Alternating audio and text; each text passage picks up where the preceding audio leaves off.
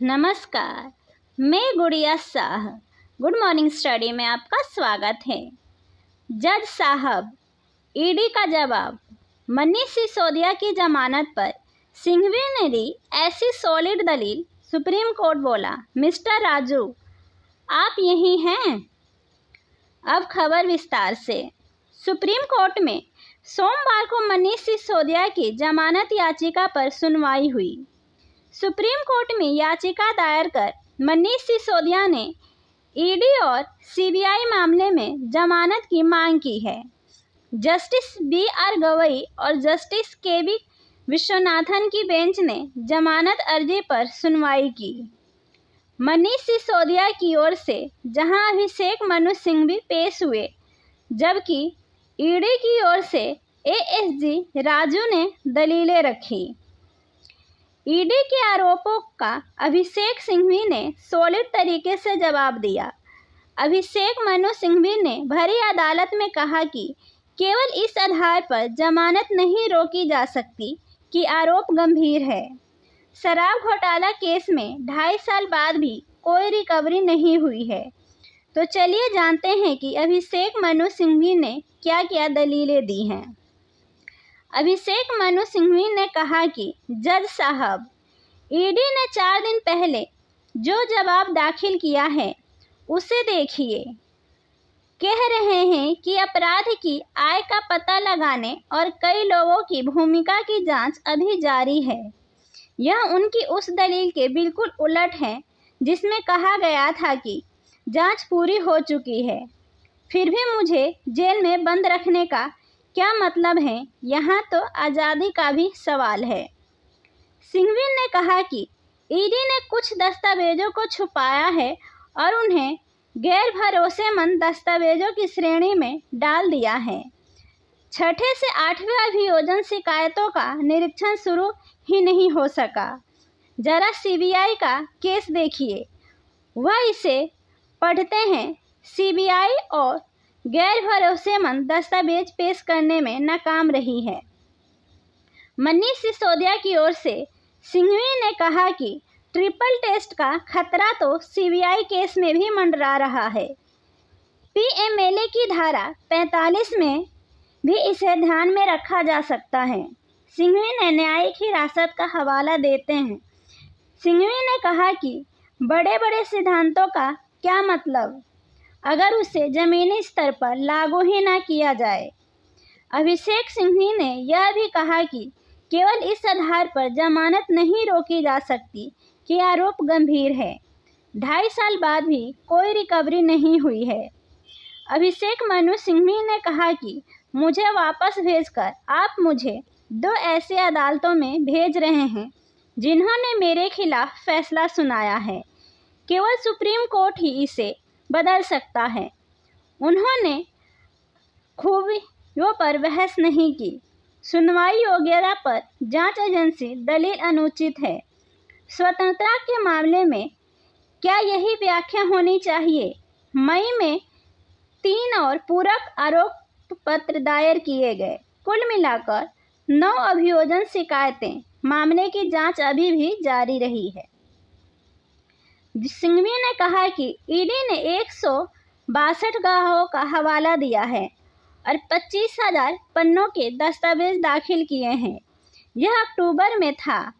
अब आंकड़े दिलचस्प होंगे। जुलाई 2024 में 40 व्यक्तियों को आरोपी बनाया गया। सीबीआई ने 294 गवाहों का हवाला दिया, 31,000 पन्नों के दस्तावेज दाखिल किए, कुल 493 गवाह, जबकि चौथे आरोप पत्र को छोड़कर क्योंकि संज्ञान नहीं लिया गया, यह डिजिटल रिकॉर्ड की गिनती भी नहीं कर रहा है। सिंघवी ने कहा कि वे कह रहे हैं कि मैं देरी कर रहा हूं।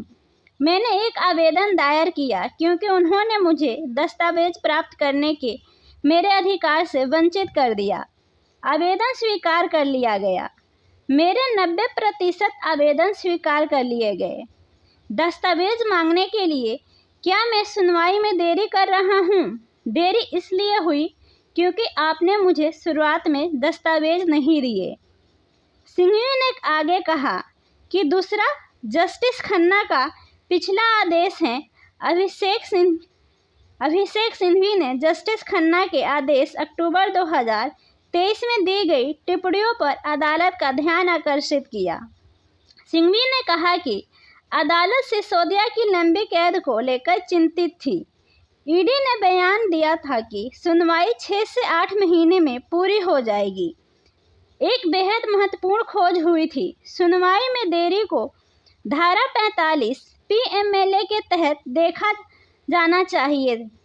सिंघवी ने आगे कहा कि जब सुनवाई उन कारणों से आगे नहीं बढ़ रही तो जो आरोपी की वजह से नहीं है, तो अदालत जब तक कि ठोस कारण ना हो जमानत देने की शक्ति का प्रयोग करने के लिए निर्देशित हो सकती है। यह बात तब और भी सही साबित होती है जब मुकदमे में बरसों लग जाएं। सिंघवी ने आगे कहा कि ईडी की तरफ से की गई देरी पर गौर फरमाएं। विशेष न्यायाधीश महोदय ने रिकॉर्ड किया कि ईडी बिना अनुमति के निर्भर दस्तावेजों में नए दस्तावेज पेश करने की कोशिश कर रहा था। सीबीआई ने अनुवाद दायर करने के लिए 15 दिन का समय मांगा। सिंघवी ने कहा कि ईडी ने हाई कोर्ट में अर्जी दायर कर जमानत याचिका पर जवाब दाखिल करने के लिए कुछ और समय मांगा, इस आधार पर कि वो दूसरे लोगों की गिरफ्तारी में व्यस्त हैं। सिंघवी ने आगे कहा कि 4 जून के आदेश में सिसोदिया ने हाई कोर्ट के आदेश को चुनौती दी थी। उनका तर्क है कि ट्रायल कोर्ट में वापस जाएं। मिस्टर मेहता ने अंतिम शिकायत दर्ज कराने का वचन दिया था। सिंघवी ने कहा कि अभी सुनवाई शुरू भी नहीं हुई है। यह अभियोजन पक्ष की अनुचित याचिका है।